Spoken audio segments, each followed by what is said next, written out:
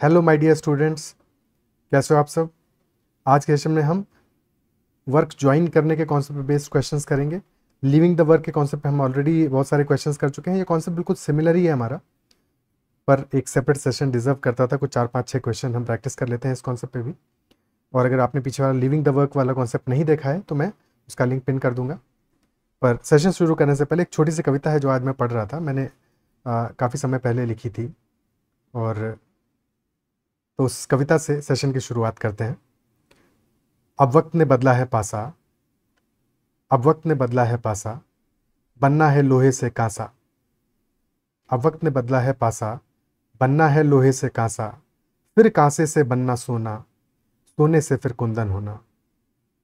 अब वक्त ने बदला है पासा, बनना है लोहे से कांसा, फिर कांसे से बनना सोना, सोने से फिर कुंदन होना। अब वक्त नहीं घबराने का, यूं ही पत्थर हो जाने का, गलना होगा, जलना होगा, इन राहों पे चलना होगा। ये राहें राह दिखाएंगी, ये वक्त सुनहरा लाएंगी। तो इसी उम्मीद के साथ में शुरुआत करते हैं अपने सेशन की। तो जैसा कि हम लास्ट सेशन में देख चुके हैं कि अगर कोई पर्सन है हमारा जो कि लेट अस से 4 दिन बाद काम छोड़ देता है, लीव्स वर्क आफ्टर 4 days। भाई 4 दिन तो काम किया उसने, उसके बाद में उसने काम को छोड़ दिया, ठीक है। और अगर हम कहें कि एक पर्सन है या उसी पर्सन ने ज्वाइन किया काम को, ज्वाइंस वर्क बिफोर 4 days या 4 days before completion, joins work 4 days before completion.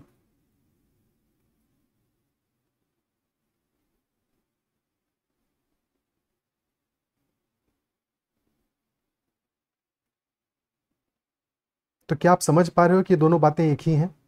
भाई 4 दिन बाद अगर वो काम को छोड़ देता है, यानी कि उसने 4 दिन ही काम किया। पहले वाले केस में 4 दिन ही काम किया,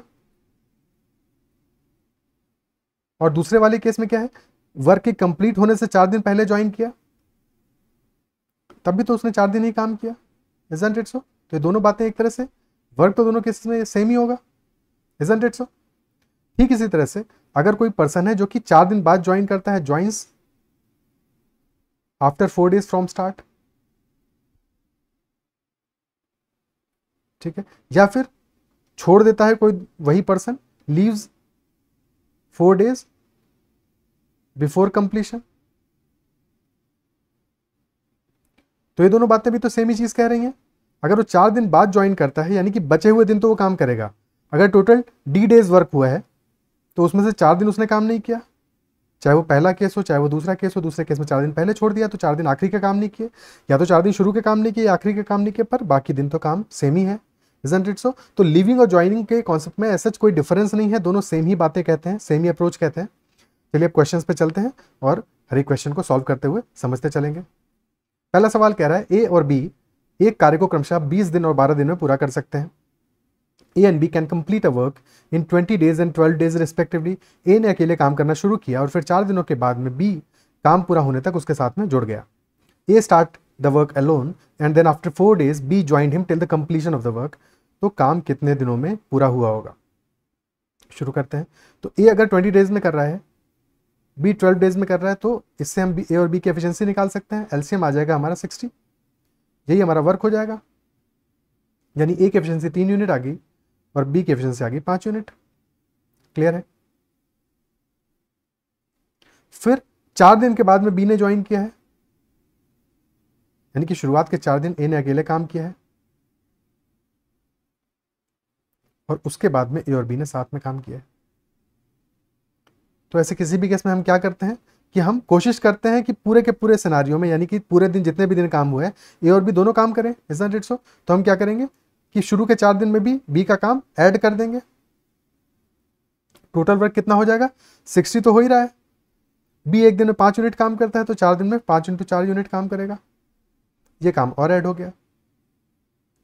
और अब सारे दिन ए और बी काम कर रहे हैं, यानी कि डिवाइड कर देंगे 3 + 5 ए और बी की एफिशिएंसी से, तो हमें आंसर मिल जाएगा कितने दिनों में काम कंप्लीट हुआ होगा, 60 + 20 यानी कि 80/8 वर्क कंप्लीट हुआ होगा 10 डेज में। क्या ये बात क्लियर होती है? ठीक है, ओके। अगला क्वेश्चन करते हैं। अगला सवाल कह रहा है ए और बी किसी काम को 20 दिन और 40 दिनों में पूरा कर सकते हैं। ए ने अकेले शुरू किया और फिर 4 दिनों के बाद में बी उससे जुड़ गया। ठीक है, अच्छी बात है। लेकिन ए ने काम पूरा होने से 5 दिन पहले छोड़ दिया, यानी इस बार क्या है, छोड़ा छोड़ी भी चल रही है कि पहले ए ने काम किया अकेले, फिर ए और बी ने साथ में कुछ दिन काम किया, इसके बाद में फिर आखिरी में ए ने पूरा होने से 5 दिन पहले छोड़ दिया, यानी आखिरी में बी ने अकेले काम किया। शुरुआत में ए ने काम किया है 4 दिन, फिर ए और बी ने कुछ दिन काम किया है, कितने दिन नहीं पता, बट आखिरी में बी ने अकेले काम किया, बी ने अकेले काम किया और वो 5 दिन अकेले काम किया है। तो यहाँ पे क्या है, सेम सिनारियो है पिछले जैसा ही, बस थोड़ा सा अंतर है। ए 20 दिन में कंप्लीट कर रहा है, बी 40 दिन में कंप्लीट कर रहा है, 20 और 40 का एलसीएम आ गया 40, वर्क हमारा हो गया 40 यूनिट्स। ए की एफिशिएंसी 2 यूनिट आ गई, बी की एफिशिएंसी 1 यूनिट आ गई। ठीक है, तो 40 तो वर्क होता अगर सब कुछ नॉर्मल चलता, लेकिन सब कुछ नॉर्मल कहाँ चल रहा है, पहले 4 दिन बी काम नहीं कर रहा है, तो हमें पहले 4 दिन का बी का काम ऐड करना पड़ेगा, जो कि हो जाएगा 4 × 1। फिर आखिरी के 5 दिन ए काम नहीं कर रहा है, तो आखिरी के 5 दिन का ए का काम ऐड कर देते हैं। और आखिरी के 5 दिन में ए कितना काम करेगा, ए कर रहा है एक दिन में 2 यूनिट, तो 5 × 2। क्लियर है? ठीक है, अब सारे के सारे दिनों में ए और बी सबके सब काम कर रहे हैं। अब डिवाइड कर देंगे एफिशिएंसी से 2 + 1 से, कितना वर्क हो गया, 40 + 4 + 10 यानी कि 54, 54/3, यानी आंसर आ जाएगा 18 डेज, 18 दिनों में काम कंप्लीट हुआ होगा। क्लियर है? ओके, ठीक है। नेक्स्ट क्वेश्चन लेते हैं। अगला सवाल कह रहा है ए, बी और सी एक काम को क्रमशः 3 दिन, 4 दिन और 6 दिनों में पूरा कर सकते हैं। ए कर सकता है 3 दिनों में, बी कर सकता है 4 दिनों में और सी कर सकता है 6 दिनों में। यदि ए 2 दिन पहले चला जाता है और बी 3 दिन बाद शामिल हो जाता है, 2 दिन पहले किससे, 2 दिन पहले, 2 दिन पहले यानी कि कंप्लीशन से 2 दिन पहले, बिफोर कंप्लीशन।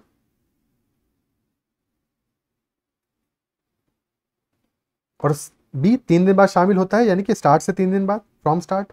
ठीक है, यहां कोई कंफ्यूजन नहीं रहना चाहिए। अब 3, 4 और 6 का एलसीएम कितना आ जाएगा, ये तो 12 आ जाएगा, 12 आ जाएगा, यानी कि ए की एफिशिएंसी हो गई 4 यूनिट, बी की हो गई 3 यूनिट और सी की हो गई 2 यूनिट। यहां तक तो कोई समस्या नहीं। फिर हमसे कह रहा है ए 2 दिन पहले चला जाता है और बी 3 दिन बाद शामिल होता है, यानी कि शुरुआत में बी नहीं रहा है 3 दिन, यानी कि 3 दिन तो बाकी दिन मतलब कि सारे के सारे लोग रहे होंगे। ठीक है ना, क्योंकि ये चीज़ प्रॉपरली मेंशन नहीं है, बट इसका मतलब यही है कि अगर बी 3 दिन बाद शामिल हुआ है, यानी कि शुरुआत में ए और सी ने काम किया है, 3 दिन बी नहीं रहा है, इसके बाद में 3 दिन बाद ए, बी, सी तीनों काम करेंगे, और फिर ए 2 दिन पहले चला जा रहा है, यानी कि आखिर के 2 दिन बी और सी काम करेंगे। ठीक है, क्लियर है? सेम प्रोसेस हम अप्लाई करेंगे, पहले 3 दिन का बी का काम ऐड कर देंगे और आखिरी के 2 दिन का ए का काम ऐड कर देंगे। तो वर्क हमारा हो जाएगा 12 + 3 दिन में बी कितना काम करेगा, 3 × 3, और प्लस आखिरी के 2 दिन ए कितना काम करेगा, 2 × 4, और डिवाइड कर देंगे सबकी एफिशिएंसीज के एडिशन से, 4 + 3 + 2, तो 12 + 9 आया 21 + 8 29/9, 29/9, 9 × 27, यानी कि 3 सही 2/9 हमारा आंसर आ जाएगा। क्लियर है? ठीक है, एक्चुअल पिक्चर भले ही हमारी, क्योंकि इतने कम दिन है, इससे थोड़ी डिफरेंट रही होगी, क्योंकि जब 3 सही 2/9 दिन है, यानी कि बी अगर 3 दिन बाद शामिल हुआ है तो उसने सिर्फ और सिर्फ 2/9 दिन ही तो काम किया है, इजंट इट सो? और ए ने अगर 2 दिन पहले छोड़ दिया है तो ए ने सिर्फ और सिर्फ शुरुआत के 1 सही 2/9 दिन ही तो काम किया है, यानी कि ऐसा कोई सिनारियो नहीं रहा होगा जबकि ए, बी और सी तीनों ने साथ में काम किया हो, है कि नहीं? ठीक है, बट उससे हमें फर्क नहीं पड़ता, हमारा कॉन्सेप्ट सही होगा तो आंसर सही आएगा मैथमेटिकली। ठीक है, डायग्राम भले ही सही हो या गलत हो, इससे कोई फर्क नहीं पड़ता, उसकी टेंशन नहीं लेनी है, आंसर बिल्कुल सही है। अगला क्वेश्चन करते हैं। अगला सवाल कह रहा है ए, बी और सी क्रमशः 10, 12 और 20 दिनों में काम को कर सकते हैं।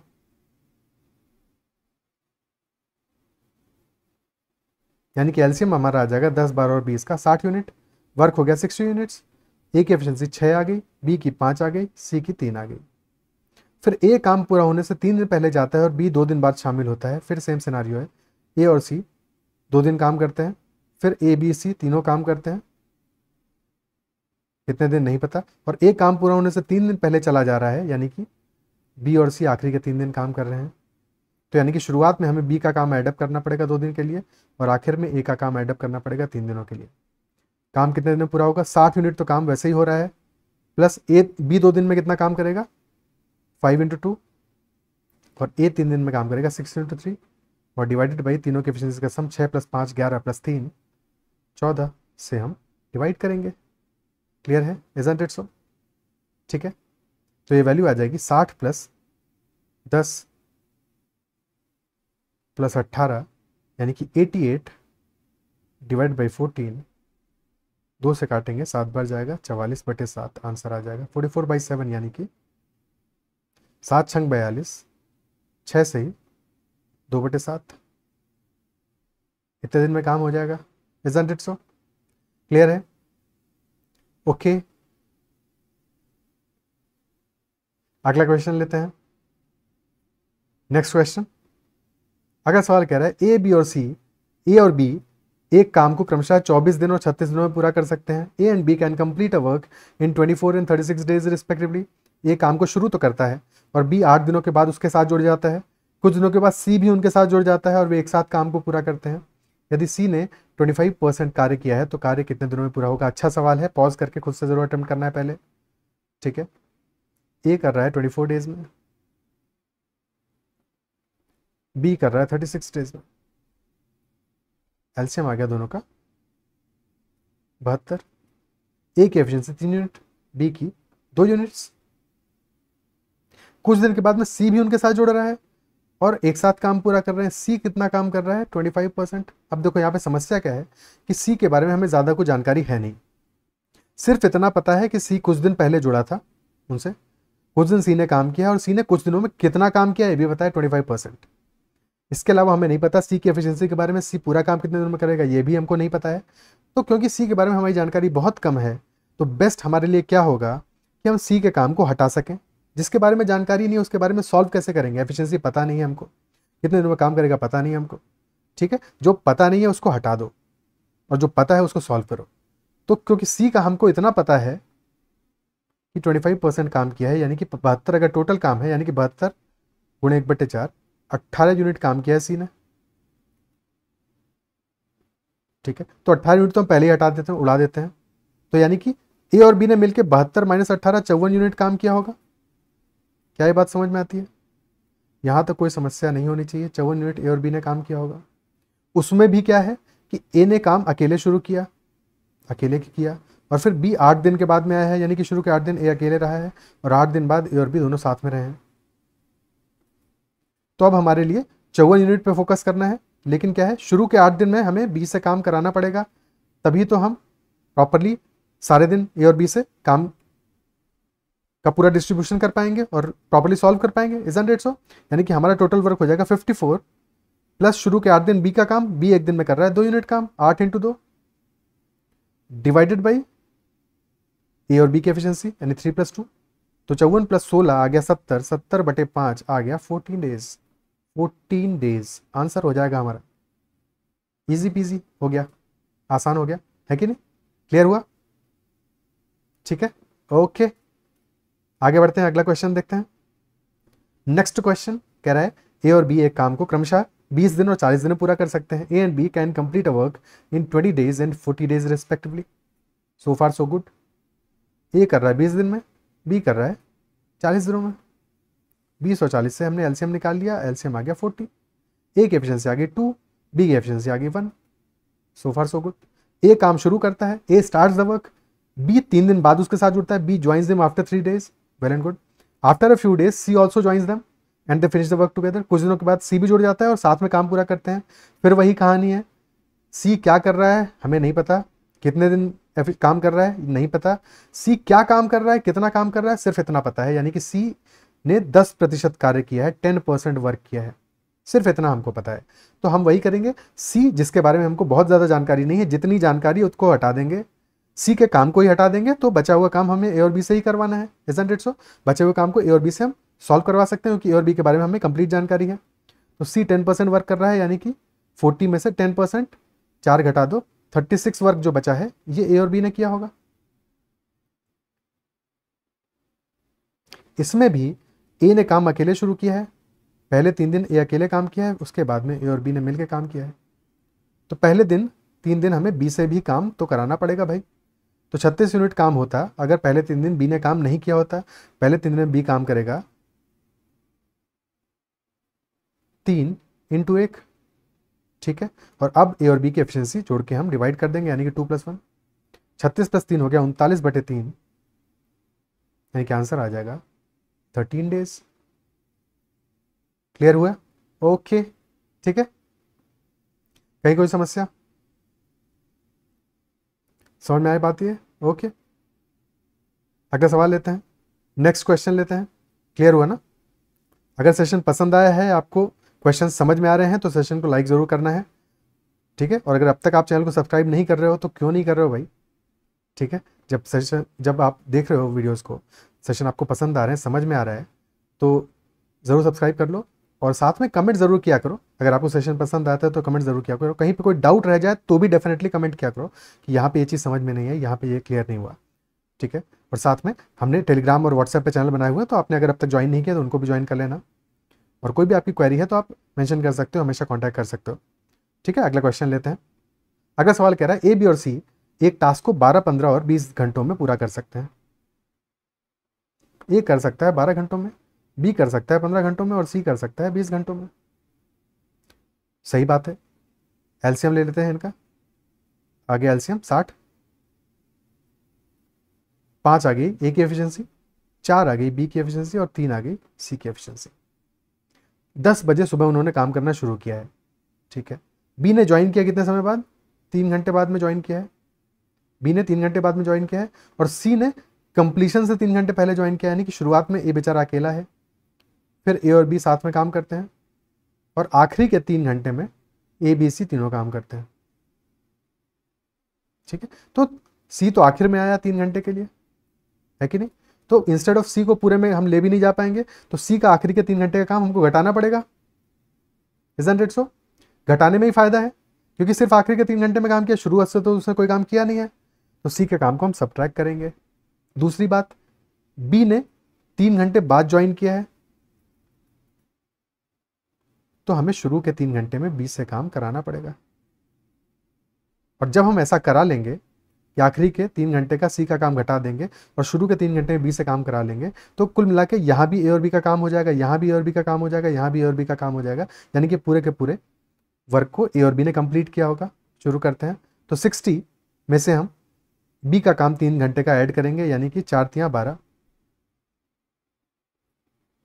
और सी का काम घटाएंगे हम 3 घंटे का, सी 3 घंटे में काम करेगा, 3 × 3 = 9, और फिर डिवाइड करेंगे ए और बी की एफिशिएंसी से, यानी कि 5 + 4, तो ये आ जाएगा 4 × 3 = 12 - 9, यानी कि 60 + 3 63/9, यानी कि 7 घंटे में वर्क हमारा कंप्लीट हो जाएगा। अगर वर्क स्टार्ट हुआ है 10 बजे 10 AM पे, तो 7 घंटे बाद क्या होगा?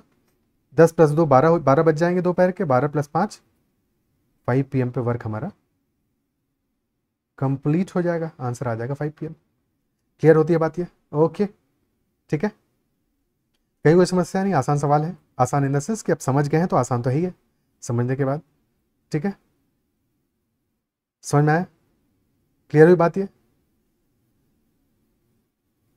आई गेस आपको सेशन पसंद आया होगा। सेशन में जो भी बातें हमने सीखी हैं वो समझ में आई होंगी, और अगर समझ में आई है तो सेशन को लाइक ज़रूर कीजिएगा, ठीक है। आज के सेशन में इतना ही रखते हैं, फिर मिलते हैं अगले सेशन में। पढ़ते रहिए, दूसरों की मदद करते रहिए, ख्याल रखिए अपना। Bye bye, take care.